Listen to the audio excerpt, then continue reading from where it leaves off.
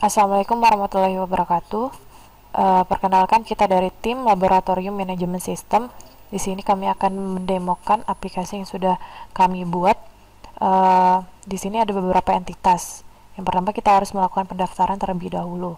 Di sini ada beberapa otoritas, dosen, mahasiswa, dan staf. Ini dosen bisa memasukkan username, password, dan lain sebagainya untuk akun pribadi masing-masing. Dan mahasiswa juga akan bisa mendaftarkan diri sebagai mahasiswa, dan staf pun begitu. Misalnya mahasiswa sudah mendaftarkan identitasnya ke situ, ke form pendaftaran, dia bisa langsung masuk mengakses halaman dari mahasiswa. Kita langsung saja ke akun mahasiswa. Seperti yang sudah tersimpan di database dan sudah didaftarkan, nama mahasiswa Mentari dengan passwordnya udah masuk. Ini berikut tampilan dari halaman utama mahasiswa. Di sini ada jadwal praktikum dari mahasiswa itu sendiri, konfirmasi tukar jadwal, data upload tugas, dan informasi data peminjam barang. Dan ini ada beberapa informasi tentang mahasiswa, dosen, tata usaha, teknisi, dan beberapa otoritas lainnya. Mahasiswa bisa melihat profil dari individu masing-masing di sini. Ini berikut tampilan dari profil mahasiswa sendiri. Kemudian ke jadwal praktikum. Di sini ada beberapa jadwal praktikum dari mahasiswa. Kembali ke home. Mahasiswa juga bisa melihat informasi data Atika, dan mahasiswa bisa melakukan peminjaman barang laboratorium. Di sini apabila kita pilih pinjam, kita cari terlebih dahulu kondisi dari dari alat laboratorium tersedia atau dipinjam. Apabila tersedia, maka kita bisa melakukan peminjaman dan keluar dari data dari barang ATK itu sendiri. Kemudian kembali ke home, kita langsung saja ke otoritas tata usaha. Kita logout terlebih dahulu, kemudian lanjut ke fungsi tata usaha. Di sini ada beberapa fitur-fitur yang ada di dalam tata usaha. Yang pertama ada informasi lab, unggah data mahasiswa, jadwal, tambah praktikum, video, tambah user, software, generate laporan. Yang pertama ada informasi lab, yang di sini ada beberapa informasi tambahan dari laboratorium dasar, panduan, kontak, newsfeed, dan praktikum. Ini kita bisa kelola dengan menghapus, edit, update, dan lain sebagainya. Dan di sini ada daftar praktikum yang bisa ditambahkan dan bisa kita rubah tanggalnya sesuai tanggal daftar dari mata kuliah tersebut. Kemudian kembali ke unggah data mahasiswa. Jadi tata usaha bisa mengunggah data mahasiswa dalam bentuk Excel.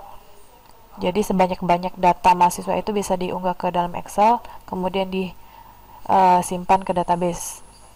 Untuk unggah jadwal, apabila mahasiswa yang sudah didaftarkan oleh tata usaha, bisa diuploadkan jadwalnya oleh pihak tata usaha, sehingga mahasiswa itu sendiri bisa mengetahui jadwal dari praktikum mahasiswa itu sendiri. Kemudian ada tambah user, tambah praktikum maksud saya. Ini ada beberapa mata kuliah dan beberapa data yang bisa diinputkan untuk menambah mata kuliah. Di sini apabila kita inputkan di sini, maka akan menampilkan daftar praktikum di sini. Kemudian apabila kita pilih salah satu dari daftar praktikum, maka akan menampilkan isi dari daftar praktikum itu. Seperti contohnya rangkaian elektrik. Di dalam rangkaian elektrik ini ada beberapa data, yaitu data modul, data penilaian, data tugas mahasiswa. Jadi kita di sini bisa menilai dan melihat data modul dan melihat penilaian dan unggah tugas yang sudah dikirimkan oleh mahasiswa. Apabila kita ingin menambahkan modul di dalam mata kuliah ini, maka kita akan bisa menambahkan modul baru sesuai dengan deskripsi dari masing-masing field. Kembali ke menu home. Setelah itu tata usaha juga bisa mengunggah video dengan pilih file dan submit, kemudian bisa memutar video juga. Setelah itu, ini merupakan contoh play video.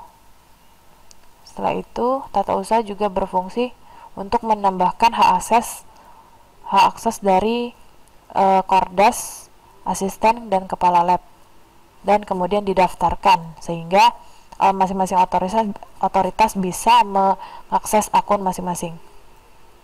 Kemudian unggah software, tata usaha juga bisa mengunggah software. Jadi setelah tata usaha mengunggah software, beberapa otoritas bisa mengakses dan mengunduh file tersebut. Dan yang terakhir, pada generate laporan, di sini ada beberapa daftar praktikum dengan nama mata kuliah yang berbeda, serta generate Excel dan PDF dari data nilai mahasiswa. Kemudian kita logout dan masuk ke otoritas asisten. Kita masuk dengan username.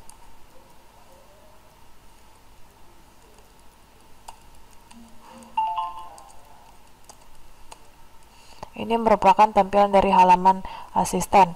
Jadi asisten bisa mengakses daftar praktikum, jadwal praktikum. Kalau jadwal praktikum bisa dilihat di sini. Tukar asisten, mengakses video, mengunduh video, dan software. Setelah itu masuk ke otoritas dari dosen.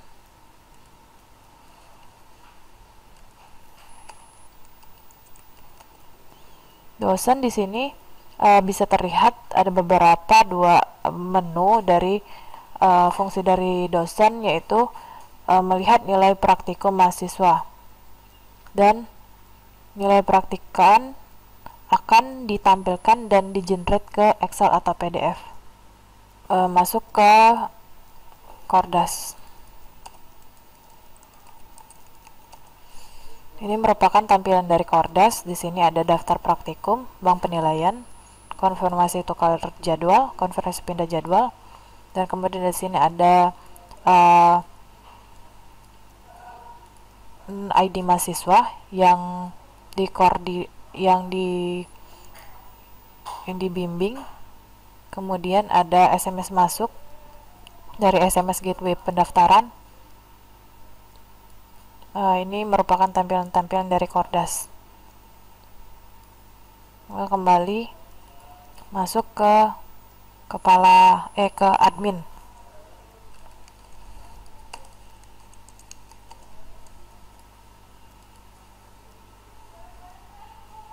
Ini merupakan halaman admin. Di sini ada konfirmasi mahasiswa.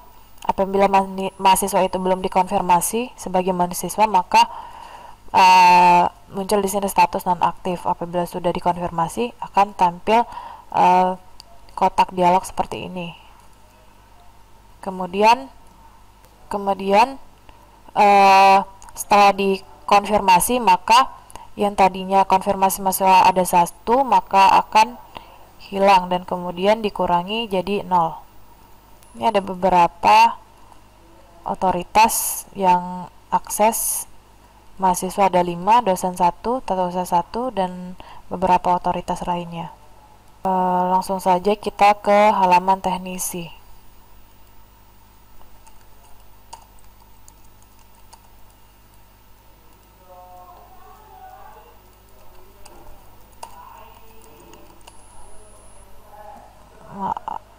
Masuk ke teknisi, kita buat di sini username dan password. Kemudian tampil dari halaman utama dari teknisi. Di sini ada konfirmasi dari peminjaman mahasiswa, ada dosen, staff, dan konfirmasi user. Di sini ada beberapa entitas juga, kadar tambahan dan SMS masuk. Di sini ada konfirmasi ATK, inventaris, dan informasi peminjaman. Kemudian kita logout, dan masuk ke kepala lab. Kalab,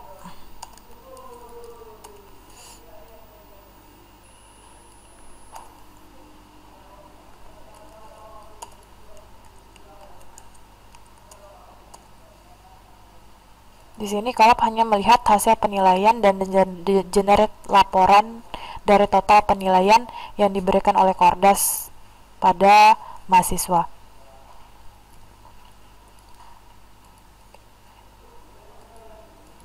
Kemudian kita logout, kembali ke menu home. Jadi beberapa otoritas antara lain tata usaha, mahasiswa, asisten, dosen, Kordas, admin, teknisi, dan kepala lab memiliki fungsi dan peranan masing-masing dalam sistem ini. Saya kira itu saja yang dapat kami sampaikan. Lebih dan kurang kami mohon maaf. Wabillahi taufiq wal hidayah. Wassalamualaikum warahmatullahi wabarakatuh.